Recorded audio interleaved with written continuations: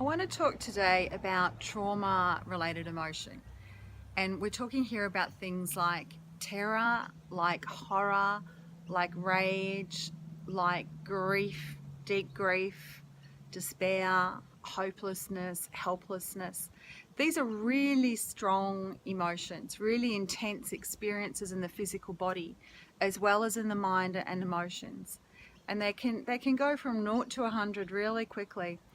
And the chemistry of these experiences, these trauma-related emotions, is a whole different thing to everyday emotion, to things like sadness or listlessness or boredom or anxiety.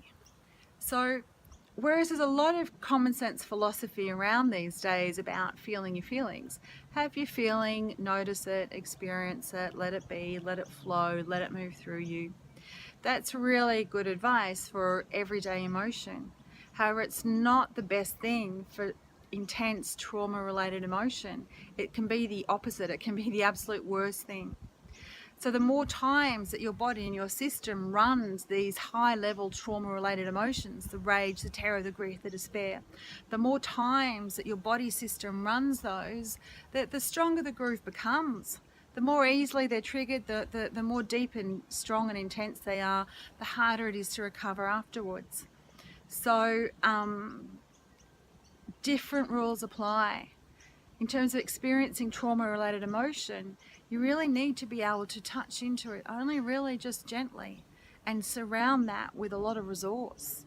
Have someone in it with you, have someone to hold presence and space, or make eye contact, or offer a touch, or just witness and hear your words, whether that's a therapist or a good friend. Have some processes of your own to bring to it. If you know you're going to spend some time reflecting or touching into that kind of material, make sure you've got something grounding around to do afterwards. Do meet a person, someone for a coffee, or go for a walk, or do some dishes, or have an activity.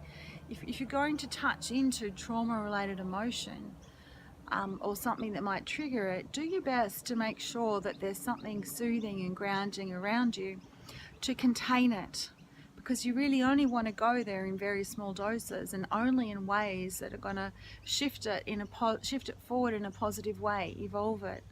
There's absolutely no value, an awful lot of harm in experiencing these things, these high intensity trauma emotions, any more than you need to. So that means when you can feel something coming on, reach out, get help, phone a friend, distract, do whatever is needed so that that trauma circuit doesn't need to run one more time in your body. Because one more time that it runs with high intensity is simply going to strengthen the pattern. Do what you can to stop that high intensity spiral when you see the early signs of it, because the less often it needs to run, the less architecture there will be there to support it, and the easier it's going to be to bring your attention and your experiencing to the mainstream of your life.